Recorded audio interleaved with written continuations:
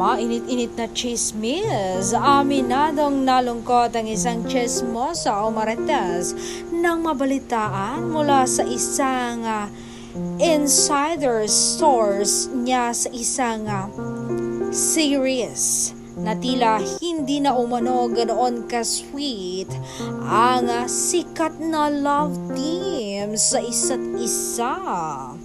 Tila may iba raw na nagugustuhan ang matini idol, sabi ng isang source ni Mosang. Kaya ba laging solo ngayon itong si aktor? So sad. At dagdag pa ni Chismosa, okay raw sila sa set. Pero may nangyari daw ligawan, pero parang malabo na raw. Mas sweet sila nung una, pero ngayon hindi na.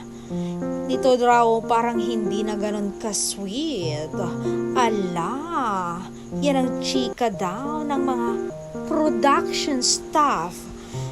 At sa aking pagsisiyasat, hindi naman sina Andres at Ashtin Olvega ang tinutukoy na blind item na ito.